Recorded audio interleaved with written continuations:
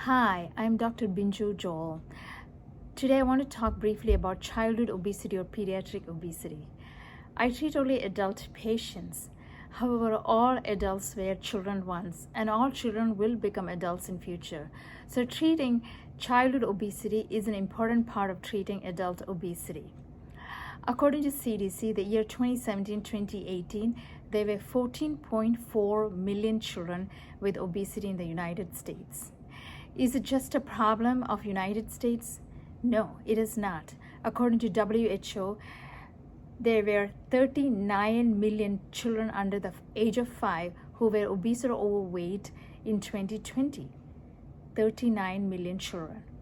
And 340 million children or adolescents aged 5 to 19 were overweight or obese in 2016.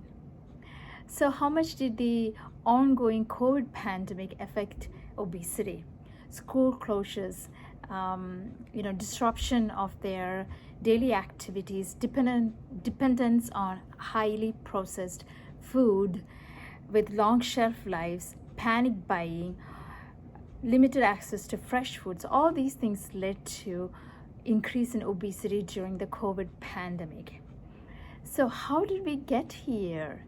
There are a lot of causative factors for childhood obesity. So there are some prenatal causes that we should look into. So parental obesity of the parents, very important factor. So parental obesity affects the epigenetic markers in the oocytes and the sperms in a similar fashion.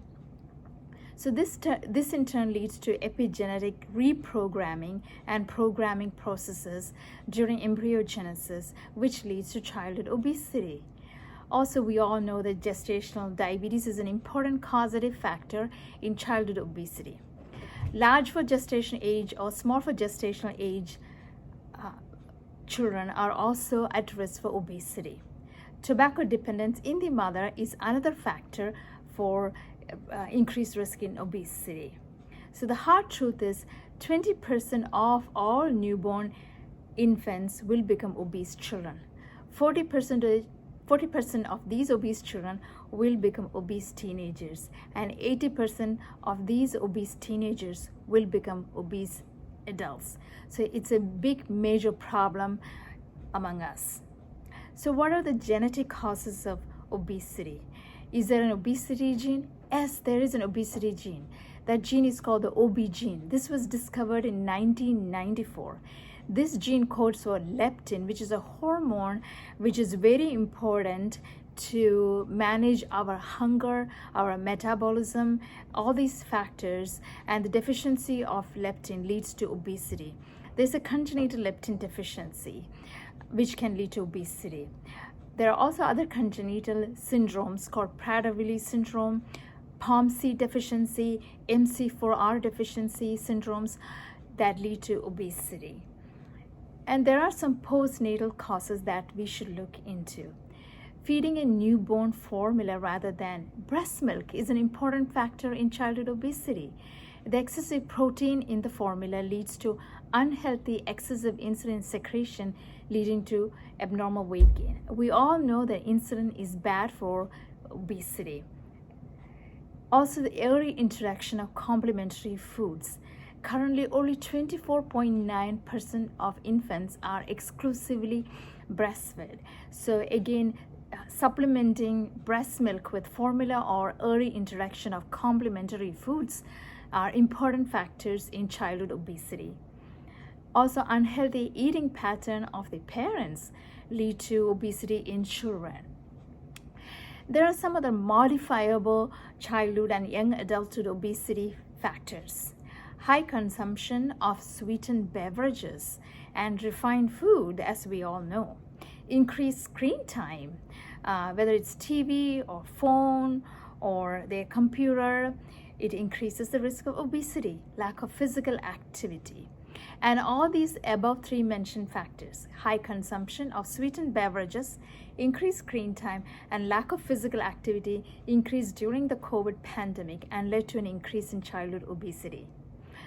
Next important factor is poor quality sleep is an important risk factor for childhood obesity.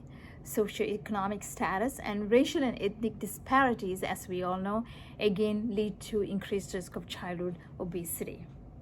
So, what can we do as physicians and healthcare providers, as parents, as people who are interested in reducing obesity among our societies?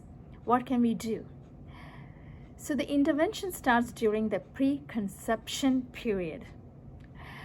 When I say that, it doesn't mean that drastic weight reduction in the mother or the other parent is what we recommend. We do not recommend drastic reduction in body weight. Drastic reduction in body weight of the mother or the other parent can lead to nutritional deficiencies of the fetus and the newborn. So we want to improve the nutritional quality and the dietary pattern of the mother and all those who are involved in the household, which will in turn lead to reduction in infantile obesity.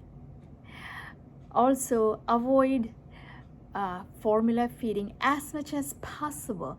I know sometimes it's unavoidable, but any conscious, deliberate action towards this will help.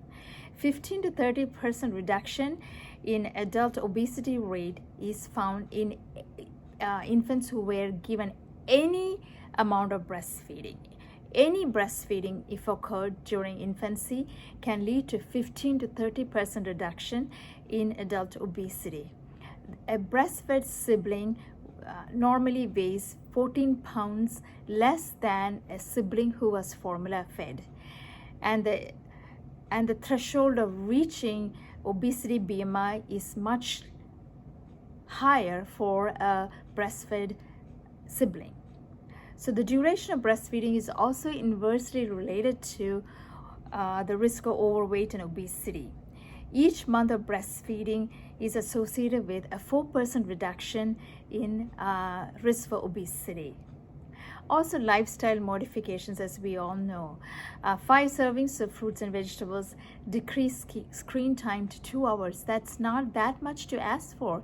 Screen time of 2 hours per day. High quality sleep. A child needs to sleep well. Increase physical activity, especially if the children are not going to school because of COVID. Also involving the family in all the interventions that we take. And monthly doctor's visit can go a long way. Cognitive therapy and counseling are available nowadays to parents and the children to reduce the risk of obesity and to reduce obesity. What are the other things that we can do? Socio-economic interventions to decrease food insecurity, providing highly nutritious subsidized food, limit exposure of the children to fast food and sweetened beverages, and decreasing their exposure to ads, advertisements related to these sweetened beverages and highly refined and fast foods. So we are all physicians or providers, and we can use pharmacotherapy. There's nothing against it when all these non-pharmacological methods fail. So we use metformin quite a bit in young adults for treatment of obesity. Surgical interventions, gastric sleeve surgery is approved for children above 14 to reduce body weight.